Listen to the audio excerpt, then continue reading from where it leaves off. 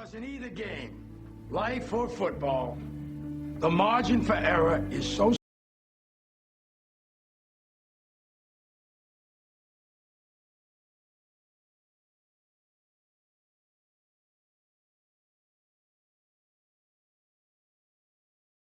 small. I mean, one half a step too late or too early, and you don't quite make it. 1/2 second too slow, too fast, you don't quite catch it.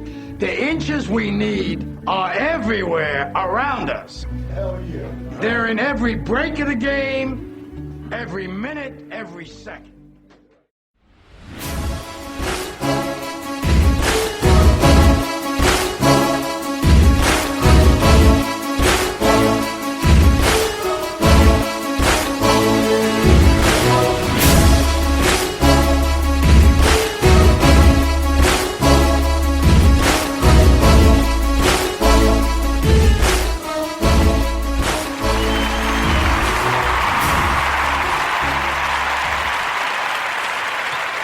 Okay, normally I made a mistake, you heard it, and I stopped it, and instead of starting over, I just kept on forging through it, and that's something that we should all do. I think it was Dr. Laura, in fact, I know it was Dr. Laura that said, when you hit a tennis ball, and you hit it bad, just forget about it.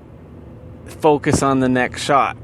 Instead of thinking, oh shoot, the last shot I hit, it was terrible. It's not going where I wanted to go. It's not going to do what I want it to do. Just like in the conversation, like, oh shoot, what I just said, I shouldn't have said that. It's confusing. I said the wrong thing. It was an awkward joke. And you can focus on that, and yeah, you're done. You're going to be stuck in the mud. Or you could say, all right, what's done is done. Focused on the next one. So it's just kind of an example of, okay, so I messed up, and I could either start over, stop, or the nice thing about doing this live is you just keep on going. You move forward with it, and like anything else, you do get better at it. Every day I have a kind of a topic, I bounce it off people, what I'd like to talk about, and my opinions on it, and I think a lot of people share the same opinion. I was looking at kind of what I don't want to say competitors, other people that are doing the same thing. I was just going down different podcasts, and a lot of them is just stupid music. I mean, God, how many stations can you have that just play the same music over and over again?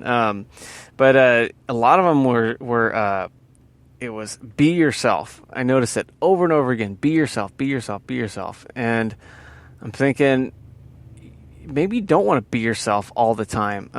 Because if we're a product of our surroundings, let's say we're surrounded by a bunch of idiots, a bunch of people that are negative, a bunch of people that are underachievers, people that are not funny. You just go down the list. And so now you yourself, let's say you're angry. Well, if you're going to be yourself, well, does that mean you're going to be angry? Or, a lot of times somebody will say, oh yeah, I'm this way, I tell it like it is, and you're just, basically you're a jerk. And, you could say, oh yeah, I'm going to be myself. Well, don't be yourself if that's what you are. I think we should look at a situation and say, okay, how should we be to be the most effective for my happiness and success? What type of person do I need to be right now? And then within who you are and with your abilities and your knowledge, be the best that you could be, but framed around, okay, in this, I want to be, let's say you're building something, and you're going to a friend's house, and he's working on his house, and you could get there and be like, I'm not a construction worker, I don't want to do it, that's not me, and I'm going to be myself. No, you're already there. You're there to build, and you could build how you would like to be. You could be like, okay, I'm the type of guy that when I'm doing this, I like to crack wise. I like to joke around and keep it fun. Okay, that's fine. If you're the type that likes to be helpful, hey, do we need to get food? What do I need to do? Or if you're the type of person that learns, I think, be yourself within the context, but don't be like, oh, I'm not a builder, so I'm just going to, I'm going to be in the living room watching TV. Like even at work, it's just, I've had guys, I was just having this conversation with somebody, guys would work for me and they would say, it's not for me. And they would walk off the job. And we're not talking about after 6 months or whatever. We're talking about like one day they would work for me and they would just leave. And these are guys that would have kids that are, I think in one case it was a guy had a girlfriend and he had a newborn baby. And he had no other job lined up. And I know this because they all try to collect unemployment later on. And he didn't. He just left. He just and then for the next 3 or 4 days, he's trying to get the cash from the one day, and I'm thinking, okay, he'd be himself, and let's say he thought of himself as a captain of a ship. He should be a captain somewhere, and okay, well then while you're working, wear a captain's hat, but work for me and work your tail off, and things will work out great, eventually. Sure, if eventually you're going to kind of do a lateral move into something else, okay, go for it, but make sure you have something better else to go to, and don't burn the bridge that you're on with me. But it's funny how this be yourself gets so much momentum, and, whether it's, I watch the kid. I got 4 kids, so there's always a cartoon on in the house, and it's about being yourself. And and I work with a lot of younger guys, and everybody wants to be cool and hip, and it's like, okay, well, you're showing up to work, you're looking like you're gonna get in a gang fight, so it's just couldn't we just save that for the weekend? But no, it's they got to show up and they got to be themselves. Well, it's not helping anybody, I don't think. But I am gonna step out and take a quick break, and I gotta handle something real quick, and then we'll be back.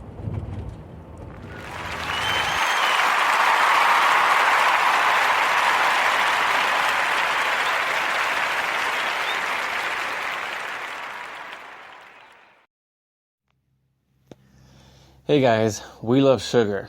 Sugar tastes good.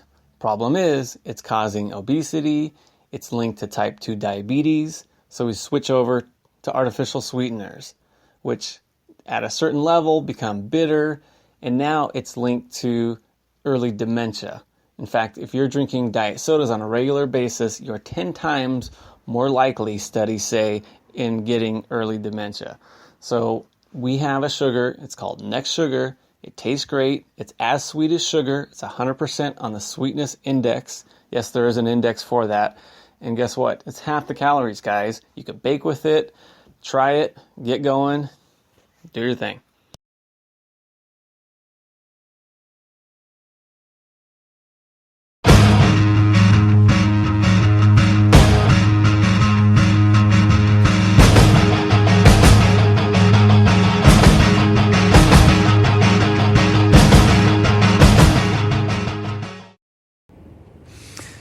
All right, so a lot of people there they want to be themselves, and I think a lot of it is kind of be how you feel, and it's like you owe it to the world to have a good attitude for once, and even if you don't feel like it. And the example is, I remember hearing if sometimes when you're married you don't feel married, but it doesn't take the fact away that you're still married. So just because you don't feel married doesn't mean you're not married, and now you could just act however. You could just cheat on your wife or your husband or your spouse or whatever people are doing nowadays.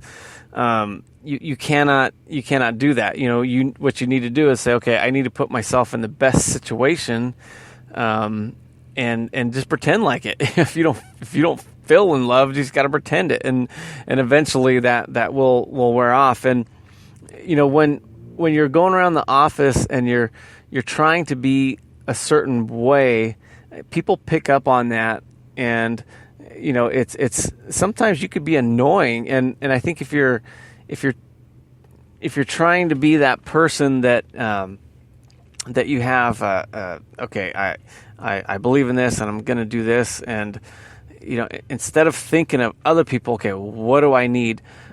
What should I do to help me in the long run? And then you look as far down the road as you can, and then you think, okay, this is the type of person that I need to be to get there, to bridge that gap. But if you're just looking directly in front of you, okay, I need this, for one, you're not going to shoot a straight line to where you need to be, and then people are going to pick up on it that you're the type of person, you're just greedy, you're out for yourself.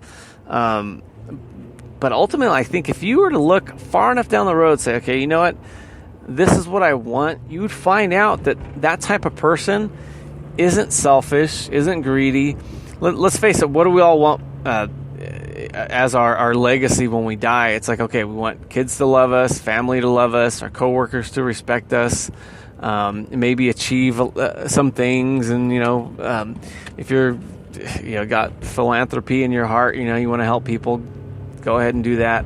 And you go down a list of things that you'd like to be later on, and then you work backwards and think, okay, well, what do I have to do now to do it? Well, it isn't, okay, backstab the person in the office next to you. It isn't having a laugh at somebody else's expense. It's doing a certain set of things, and you could train yourself to start to act a certain way under certain conditions that are a lot more beneficial for you in the long run. But you have to work on it. You have to educate yourself. Okay, what do I need to do? What is it? And it's big gains are made by small increments over a long period of time, and those gains are more effective too because they are in small increments. And unfortunately, the opposite of that is true as well. Big losses are a lot of times done by just it's just like if somebody gains weight, a little bit of extra here, you blow off a workout there, and eventually you don't notice it. It's so subtle, before you know it, you're older and overweight and out of shape. And I think those things just come little by little. A lot of people keep on saying, "Oh, I'm not that bad. I can't be that bad." No, you could be that bad, So but the nice thing is the same power that got you to where you are now. If you're not feeling good about yourself, what's nice is you could use that same power to kind of flip the switch and have the alternate universe. The exact opposite can happen too. Just give yourself as much time as you gave yourself to get out of your condition that you don't like to be in. I think, like, even if it's being funny, I know a lot of people, they feel pressure to be funny all the time. And while I try to be as entertaining as possible, and, there's nothing better than, when you tell a joke and the person just agrees with you, like you just said something serious, and then you got to pretend like it wasn't a joke. You could try to be funny, but then there's a thing where if you have to be funny, then it's not you. And, you do want to be yourself, but there's different ways at being funny. And I think, to learn, okay, maybe it's just not cracking wise because you heard that other person cracking wise. Maybe yours is just having a good joke chambered in case you need to break the ice with somebody. And, it just takes on different, it manifests itself in different ways being funny. It's not always, okay, I want to be like this because you've seen this person or this comedian or you've seen this movie and the guy's real funny and you want to mimic it. And one thing I noticed, though, is if you listen to a lot of funny people, you start to take on some of their manner